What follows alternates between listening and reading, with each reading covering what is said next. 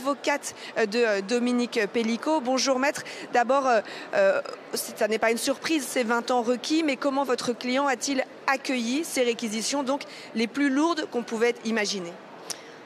Il les a accueillis sans surprise, puisque je l'avais conditionné un petit peu à ce pronostic, on va dire. On savait pertinemment qu'on allait se heurter au maximum de la peine encourue, et nous savions que l'accusation ne nous ferait pas de cadeau sur ce sujet-là. Donc abattu, bien sûr, parce que je crois que personne ne peut entendre avec le sourire qu'on réclame 20 ans à son encontre. Mais bon, c'est la triste réalité de ce dossier, et c'était la triste conséquence à laquelle nous pouvions nous attendre, effectivement. Alors on peut noter que le parquet n'a pas requis de période de sûreté, c'est-à-dire qu'il n'a pas dit que cette peine devait s'assortir des 2/3 d'une période de sûreté, ce qui aurait voulu dire que pendant 13 ans, Dominique Pellicot n'aurait pas pu faire de demande de remise en liberté. Comment est-ce que vous interprétez cela ? Je l'interprète comme ce que j'ai pu interpréter dans l'instruction, c'est-à-dire qu'à un moment donné, on peut considérer quand même qu'il y a un espoir qui peut être retenu de cela, en tout cas une petite faille dans laquelle je peux éventuellement aller dans le cadre de mon propos, de ma plaidoirie au soutien de ses intérêts. Effectivement, les 2/3 de sûreté n'ont pas été réclamés. Je crois qu'il faut prendre ce dossier à sa juste mesure, c'est-à-dire que c'est un homme qui est le dénominateur commun de tous ces faits, mais qu'à côté, il y a d'autres hommes dont les situations vont être examinées les unes après les autres. Il n'est pas seul à bord, alors je me pose cette question de ne pas avoir retenu la peine de sûreté, mais je ne peux que m'en réjouir fatalement. Bien évidemment, ça dénote, je pense encore, de me dire que finalement peut-être rien n'est perdu pour Dominique Pellicot.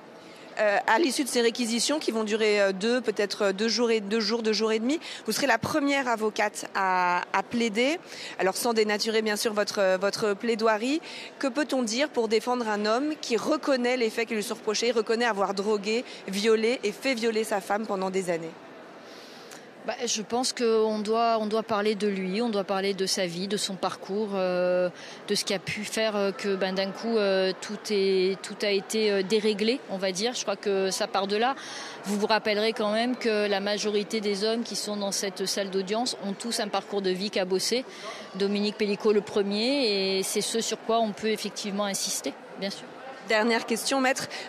Vous avez questionné votre client la semaine dernière. Vous lui avez dit c'est le dernier moment pour parler. Vous l'avez interrogé notamment sur sa fille qui pense avoir été victime de son père. Lui dit qu'il ne l'a jamais touchée. Il est allé au bout de ce qu'il pouvait dire, Dominique Pellicot. Je pense qu'il est allé au bout de ce qu'il pouvait dire, mais au bout de sa sincérité. Je crois que comme je l'ai expliqué et comme j'ai essayé de lui faire comprendre, ce ne sont pas 2 photos de Caroline qui peuvent changer quelque chose aux réquisitions de Madame l'avocat général. Je lui ai dit à cette journée à laquelle vous faites allusion, je lui ai dit on est tous les deux. On est dans le box d'un parloir avocat, on n'est pas dans cette salle d'audience, on est dans un rapport de confiance mutuelle chacun. Parlez-moi comme si vous ne parliez qu'à moi. Et Dominique Pellicot m'a dit je ne comprends pas ces photos et je n'ai jamais fait quoi que ce soit de criminel à l'encontre de ma fille.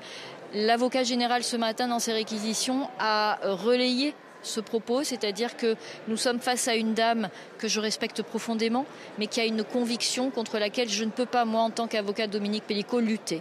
Voilà, donc partant de là, il n'y a pas, comme m'a dit Madame l'avocat général, il n'y a pas de preuves tangibles, il n'y a pas d'éléments objectifs qui puissent venir confirmer, infirmer cette thèse, et nous restons au stade des convictions de Madame Caroline Perronnet. Merci Maître Zavaro pour cette réaction à ce réquisitoire. On le rappelle, la peine maximale encourue par Dominique Pellicot qui a été requise 20 ans de prison. Merci beaucoup Noémie Schulze sur ce sujet.